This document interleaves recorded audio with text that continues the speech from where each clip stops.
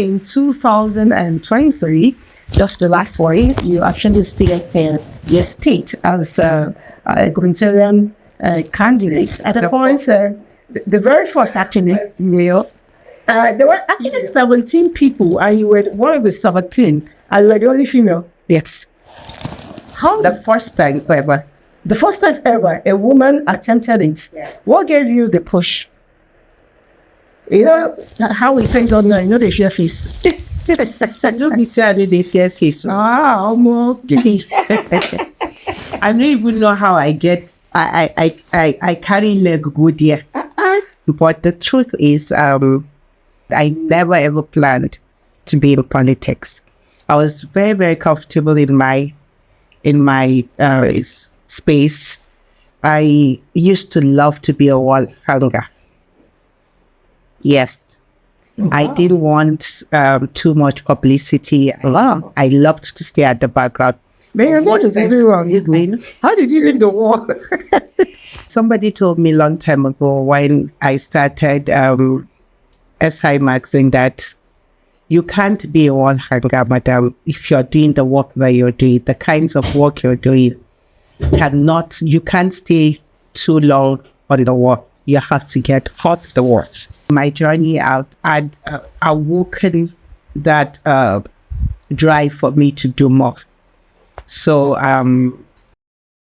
how I got into politics was I was on my bed when I was called from Lagos. One of my colleagues in law school, she told me that around 11 p.m. she said, Khadija, do you know Fela Durotoye? And I said, yes. What about him? You know that time we had this BlackBerry, and then Mode 5, Mode 10. yes, I know that. Yeah. So You know how it's BlackBerry, called DP. I still have my BlackBerry. You still have Yes. BlackBerry? Oh, wow. I still have my BlackBerry. So I said I used to see somebody on BlackBerry that wants to vie for president, and I used to see him with Nigeria and all that. She said, yes, that's the person. I said, what about him? She said, he wants you to deputize him. What did you say? She said, he wants you to Be his deputy. be his deputy. I said, me, Khadija, be a vice presidential candidate. How? I'm not in politics now. She said, no. You don't have to be in politics. He was not in politics. He too is a technocrat like you. I said, okay. Kautal, please leave me alone. I'm very tired. We just had our first summit, which was like a few days after that call in Women Community in Africa. So I told her, please leave me alone. This is like story. She said, I'm serious, Khadija. He saw the work you're doing with SI Magazine, and he thinks that you are very passionate about Nigeria, and he thinks that you guys can work together. I said, Tawa, please, I'm tired. I'm not in politics. I'm not interested. And I hold it up. And she called me and she said, Khadija, would you at least think about it?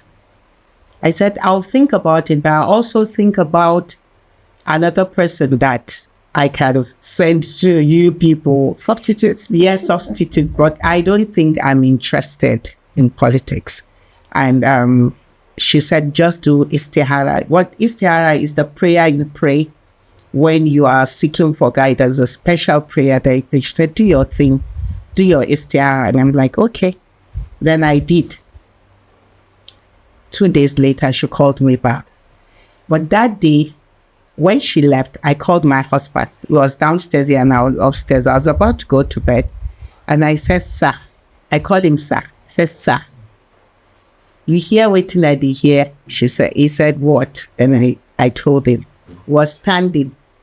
And then he sat on the bed, perched on the bed. He said, Vice President. Where is this coming from? I said, I don't know. And I don't even know this person. Cut long story short, there was a process to it.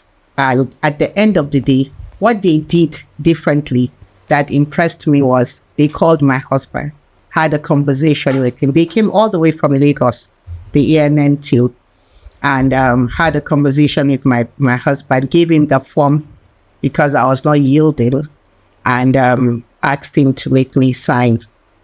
And he brought it. He said, "Madam, sign. Are you the only northerner in Nigeria that they didn't approach the others with?